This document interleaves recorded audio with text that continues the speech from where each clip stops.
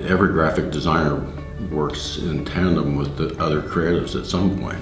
So now it has a fancy name, it's cross media, but now it also includes digital media in lots of different ways. So it deserves a fancy name.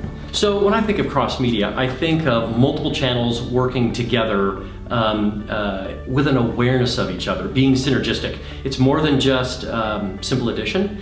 It's things building on each other. Nowadays, cross media is basically everything that somebody sees or touches when it comes to your brand. We look at both online, offline, social, video, photography, as well as the message in the print. The times where you could pick one or two media outlets and proclaim them the best are gone.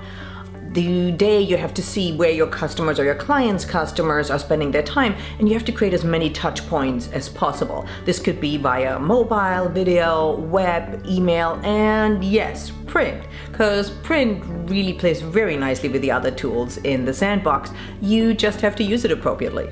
I feel that cross media has a real role for us as designers. We're really about communications, and whatever tools we need to use to communicate with is what we need to use.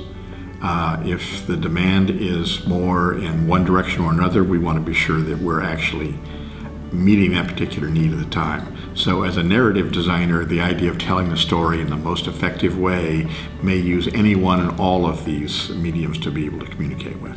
It's more persuasive when you're reaching an audience, whether or not that's business to business marketing or business to consumer marketing.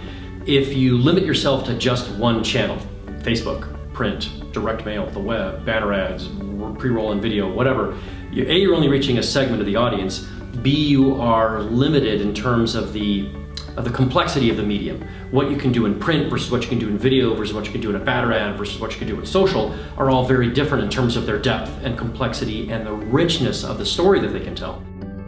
Storyboard is a great idea because I don't know of anything else like it that addresses, the multi-disciplines in the creative world. The storyboard side is important because it fills a gap. As creatives, we've always worked across various channels, but we're doing it in a much more purposeful way.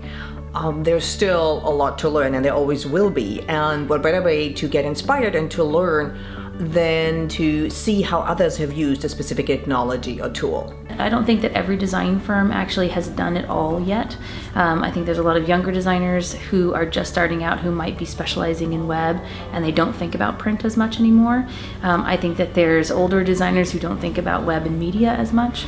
And I think learning from each other's stories is hugely important. I think one of the reasons that I think Storyboard has an important role to play is that it actually is that one area to kind of fuse the ideas of what happens in multimedia and actually puts it together in a single place and explores different points of view related to the subject. And I'm very enthusiastic that it's out there.